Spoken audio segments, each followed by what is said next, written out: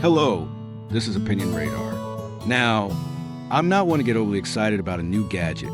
Lord knows a garage is full of gadgets we don't use. But every once in a while, something comes along that actually changes the way you work. Lately, that something's been the VEVOR Electric Hoist. I'll admit, when I first saw it, I thought, another cheap Chinese hoist? Really? But I was curious. At under $100, it didn't hurt to try, and honestly, I've been needing a little help lifting heavier things for years. I've thrown out my back once or twice just trying to hoist a motor or load firewood, and I know I'm not alone. So I figured, why not let electricity do the heavy lifting for a change? This isn't some flashy tool meant for show. It's meant for doers, for folks who'd rather spend their time getting things done than straining to do them. Let's see if it lives up to the task. Now, I've been around the block a few times, and I'll tell you, tools either earn their place in garage or wind up collecting dust. This VEVOR Electric Hoist, it's earned its spot. I picked it up for a hunting lease, of all places, where we needed a hang-up game after a successful trip. Before this, we were relying on pulleys and good old elbow grease. Backbreaking work, especially when you're dealing with a full-grown deer. But this little beast, plug it in, hit the wireless remote, and up it goes smooth as butter. No sweating, no straining, just clean, steady lifting. It's got 1,320 pounds of pulling power on paper, and I'll say it handles its own just fine. I've hoisted loads well over 800 pounds without a whimper, and at just over $90. That kind of muscle for money? That's what I call value.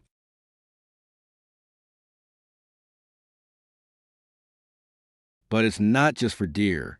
Since I got it, I've found all sorts of uses I never thought about. My neighbor's daughter has a pontoon, and he was tired of it sitting in the way all season long. So he rigged this hoist up in his barn, and now he lifts it up out of the way like it's nothing. The installation? Well, I've heard some folks struggle with it, but for me, it was pretty straightforward. Mounting it to a solid beam. Make sure it's solid. Mind you, not just any joist. And then you're basically ready to go. You get both a wired and wireless remote, which is nice. I keep the wired one in my toolbox as a backup. But honestly, the wireless is where it's at. You can stand back, have a clear view, and operate it like you're running a crane. Just be aware, the power cord is on the shorter side.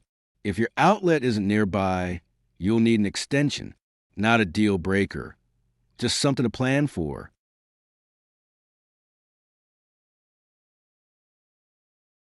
One thing I noticed right away is the noise. Now, I wouldn't call it loud, but it's not whisper quiet either. When it's running, you'll know it's working.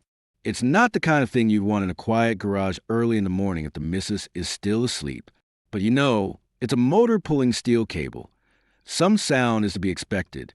The build quality, though, is solid. This thing feels heavy, really heavy, when you're moving it into place. You'll need a hand unloading it, that's for sure. But that weight tells me it's built to last, with a sturdy steel frame and a motor that doesn't feel like it's going to give out on you after one season. That said, I did hear a fellow whose hoist stopped working after a month, and another who said it struggled lifting less than half its rated capacity. I haven't had those issues, but it's something worth keeping in mind. Maybe it comes down to how much you're asking of it and how well it's maintained.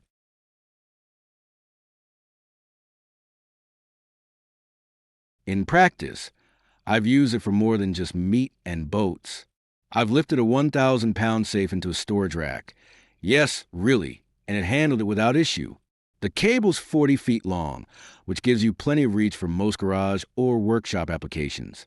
One clever user even split the line to create a 2-point lift for his kayak. I thought that was smart as could be.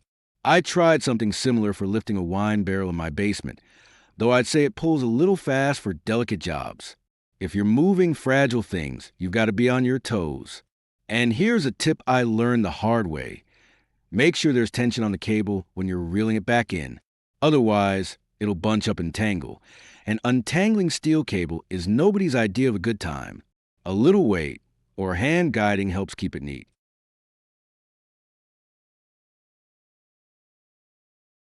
Now, I do have one real gripe, and it's not a small one.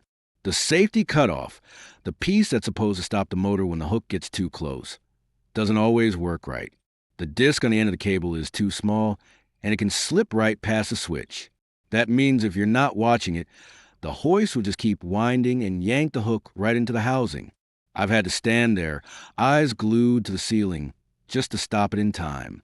That shouldn't be happening. It's a design flaw, plain and simple. I reached out to VEVOR about it, sent pictures, even, but got a canned response that didn't address the problem. That stung a bit.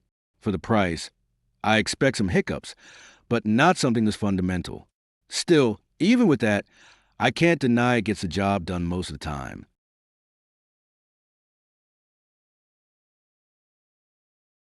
All things considered, I'd still recommend this hoist, especially for folks on a budget who need reliable lifting power for occasional or semi-regular use. It's not industrial grade, no, but for a garage, workshop, hunting camp, or farm shed, it's more than capable. It saved me time, effort, and a sore back more than once. Just go in with your eyes open. Check the safety stop. Make sure your mounting is secure, and don't push it to the absolute limit unless you've got a backup plan. At the end of the day, at $90, you're getting a lot of bang for your buck. It may not be perfect, but in my world, a tool that works most of the time and doesn't cost a fortune, that's a win.